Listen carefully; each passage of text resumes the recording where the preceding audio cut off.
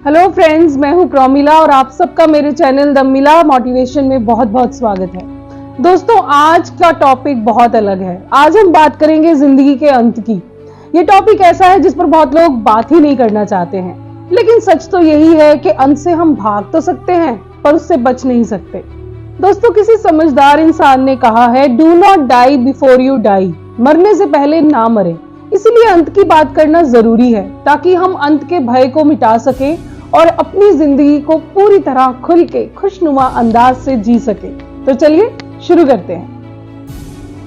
दोस्तों, सबसे पहला पॉइंट जो हम सबको समझना है वो ये है कि द एंड इज बिगनिंग। जब हम ये मानते हैं कि द एंड इज बिगनिंग तो हम ये समझ पाते हैं कि मौत ही सबसे बड़ी सच्चाई भी है और मौत ही सबसे बड़ा भ्रम भी।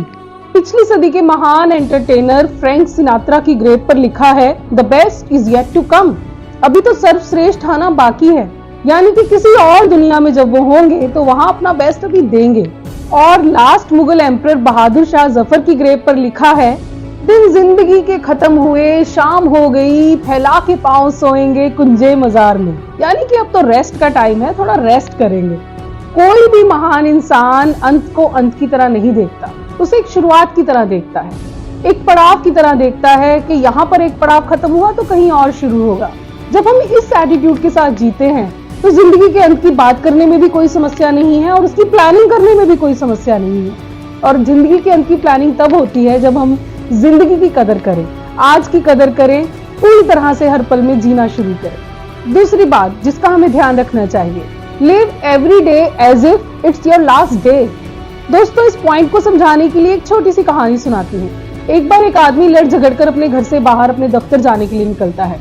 रास्ते में उसे एक हॉस्पिटल से अपनी रिपोर्ट्स भी कलेक्ट करनी होती हैं। उसके दिमाग में, सिर में थोड़ा सा दर्द चल रहा था और उसने सोचा कि चलो टेस्ट करा के जान ले क्या समस्या है। वो बहुत ही गुस्से में था, पत्नी से भी कुछ कहा सुनी हो गई थी, बॉस पर भी चिल्ला रहा था अपने मन ही मन में। ऐसे में वो हॉस्पिटल पहुंचा और डॉक्टर का वेट कर रहा था।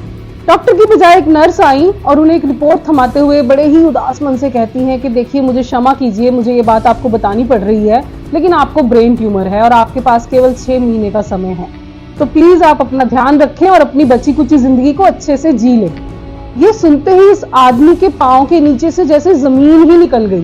क्या करता? बाहर आके एक चाय की दुकान पे बैठा और अपने आप को समझाने लगा कि अब तो ऐसे ही जीना होगा। अगर जिंदगी का अंत आ ही रहा है तो बची कुची जिंदगी तो अच्छे से जी ही लेनी चाहिए। कम से कम अपनी पत्नी से, अपने आसपास के लोगों से, अपने बॉस से बिन बात के झगड़ा नहीं करना चाहिए। क्यों लड़ झगड़ के अपनी बची हुई जिंदगी को गुजारूं? बस फिर वो फोन करके सबसे माफी मांगता है और डिसाइड कर लेता है कि अब मैं जैसे भी जीऊंगा, बस खुश रहूंगा, जो भी समस्या है उसे फेस करूंगा, क्योंकि अब उसके पास और कोई चारा भी नहीं था।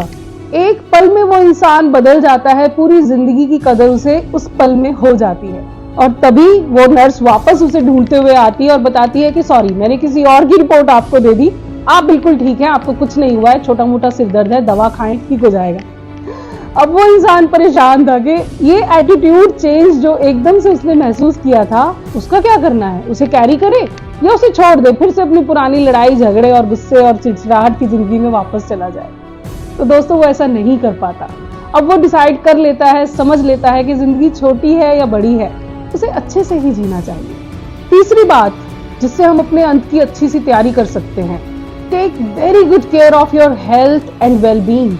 दोस्तों, जब हम ये समझ लेते हैं कि जिंदगी बहुत इंपॉर्टेंट है, तब हम ये भी जान लेते हैं कि बिना अच्छी हेल्थ के उस जिंदगी का मजा नहीं लिया जा सकता। चाहे सारी सुख सुविधाएं हों, लेकिन अगर सेहत अच्छी नहीं है तो वो किसी काम की नहीं। इन दिनों मैं एक किताब पढ़ रही हूँ, the top 5 regrets of the dying by Bronnie Ware. इस किताब में ऑथर एक ऐसी महिला के बारे में बताते हैं जिनका नाम स्टेला था, जो 40 साल से एक योगा टीचर रही थी और अपने अंत के समय में वो बिल्कुल शांत थी। उन्हें कोई भी पीड़ा नहीं थी। उनको एक बीमारी थी जिसके चलते वो जा रही थी इस दुनिया से, लेकिन फिर भी वो खुश थी।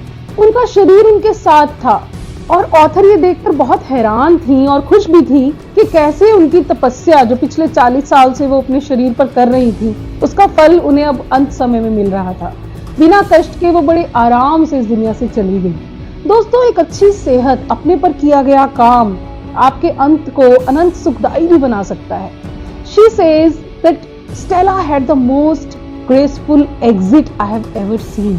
चलिए अब अगले पॉइंट की तरफ बढ़ते हैं कि और ऐसा क्या करें कि हमारे अंत की तैयारी अच्छे से हो जाए। तो उसके लिए दोस्तों ये बात समझनी होगी कि life is too short to regret and worry. दोस्तों अपने लिमिटेड बिलीफ से बाहर निकलकर, अपने आप को हर सीमा से बाहर थोड़ा सा निकाल कर जैसे हम जीना चाहते हैं जी लेना चाहिए, जो करना चाहते हैं कर लेना चाहिए। इसी किताब the top 5 regrets of the dying में ऑथर बताती हैं एक दूसरी महिला के बारे में भी, जिनका नाम था ग्रेस, और जो बहुत नाखुश थी अपनी जिंदगी के अंत के समय, क्योंकि वो बहुत ट्रैवल करना चाहती थी, दुनिया देखना चाहती थी, लेकिन उन्होंने वो सब नहीं किया। वो सब अपने रिटायरमेंट के वक्त के बाद के लिए रख लिया कि जब समय होगा मेरे पति के पास तब मैं उनके साथ जाऊंगी घूमने। और जब वो समय आया तो वो बीमार हो गई, कहीं घूम नहीं पाई। बार बार वो ऑथर से यही कहती थी कि तुम मुझसे वादा करो, तुम ऐसा नहीं करोगी, जो भी तुम्हारे मन में है आज ही तुम जी लोगी, जिंदगी की शाम कब आ जाए पता नहीं, जब तुम प्लान करके बैठे हो तब जिंदगी कुछ और ही रंग दिखा दे, कुछ पता नहीं। इसलिए जो समय है, जैसे जीना है जी लो। Don't regret, don't wait and don't repent. अगली बात जिसका ध्यान रखकर हम अपनी जिंदगी को एक बेहतर अंत की तरफ लेके जा सकते हैं, learn as much as you can. दोस्तों कुछ ना कुछ लर्न करते रहने से हम प्रेजेंट मोमेंट में रह पाते हैं। प्रेजेंट में रह पाते हैं तो जिंदगी की कदर भी कर पाते हैं, कुछ सीखते हैं तो अपने लिए अच्छा भी महसूस करते हैं।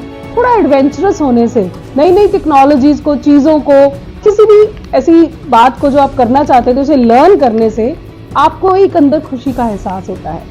और बस जो खुश होगा उसको जिंदगी के अंत की ज्यादा चिंता नहीं होगी। और फिलहाल के लिए आखिरी point, B spiritual, live your life purpose. दोस्तों अपने भीतर थोड़ा उतरकर, अपने बारे में और जानकर और समझकर कि मुझे क्या अच्छा लगता है, क्या करने से मेरे मन को शांति मिलती है, क्या करने के बाद मैं खुश महसूस करता हूँ या खुश महसूस करती हूँ, उसको अपनी जिंदगी में अपनाने से, उसको अपनी डे टू डे लाइफ में इंक्लूड करने से आप एक ऐसी जिंदगी जिएंगे जो बहुत ही फुलफिलिंग होगी, सेटिस्फाइंग होगी। और उस जिंदगी में अब आपको अंत की उतनी चिंता नहीं होगी। अंत का डर जब चला गया तो फिर बहुत सारी बातें वैसे ही जिंदगी से ठीक हो जाती हैं, क्योंकि आधी चीजें हम इनसिक्योरिटी में कर रहे होते हैं, और जब हम अपनी लाइफ के पर्पस को जी रहे होते हैं तब उस इनसिक्योरिटी को थोड़ी देर के लिए हम भुला देते हैं, तो यानी कि अंत को भी थोड़ी देर के लिए भुला देते हैं, पूरी तरह से इस पल में, इस जिंदगी में जिंदा होते हैं। ऐसी जिंदगी जो जीता है वो अपने कर्मों को भी पूरा कर देता है, रिलीज भी कर देता है बहुत सारी ऐसी एनर्जीज जिसकी उसको जरूरत नहीं थी। तो बस अंत की तैयारी बहुत ही अच्छी हो गई, अपने आप हो गई। So dear friends, my request is remember your end but live your life here and now.